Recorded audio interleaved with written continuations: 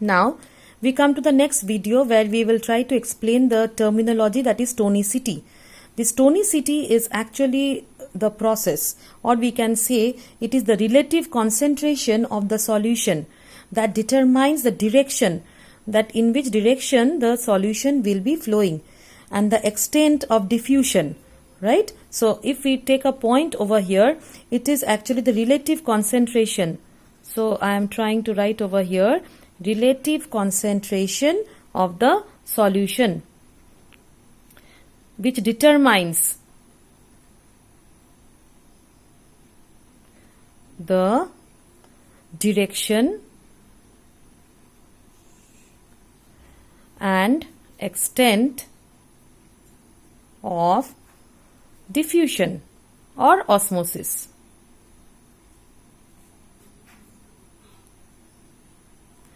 Now, based on the solution, there are three types. One is isotonic, second is hypertonic, and third is hypotonic.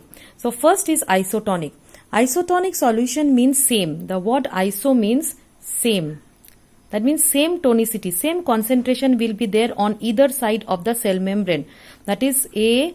If you take a B, that means this is a membrane, that means here, and in this case there will be the same concentration. So that there will be no osmosis taking place in this case. So no osmosis, or we can say no movement of water. If we come to hypertonic solution, and in the same manner we represent A and B, we represent, suppose A is having the more concentration or concentrated solution, and B is having dilute solution. So here we know the water will move from B to A. This is the tonicity. As we have already explained, tonicity determine the direction of the extent of diffusion, and hypotonic is also represented in the membrane. In the membrane, that is representing the semi-permeable membrane, that is A and B again here. And here, what is meant by hypotonic solution? One side we are taking concentrated solution, another side we are taking dilute solution.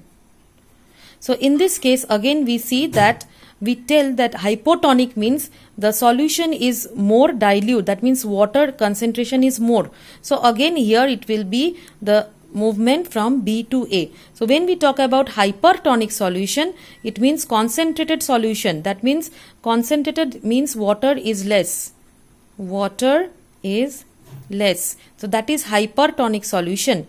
And hypotonic means water is more. So in this case, as we can see, so if you talk about hypertonic, then this part is hypertonic. If you consider hypotonic, then this part is hypotonic solution, right? So the movement of the solution or the water is taking place on the basis of the concentration gradient on either side of the permeable or semi-permeable membrane. So this is actually describes the osmosis process in a better way.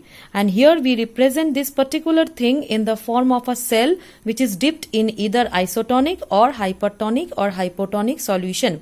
Suppose we take a RBC, that is red blood cell, right? Red blood cell dipped in isotonic, that means whatever is the concentration inside the cell, outside also is the same thing. So there will be no osmosis. But this RBC is placed in hypertonic solution where water concentration is less. So there will be the shrinkage of the RBC cells, because from inside of the RBC cell water will come out. And if that RBC is placed in hypotonic solution where water concentration is more, then we will see the water will enter inside the RBC cell, and that RBC cell will become turgid.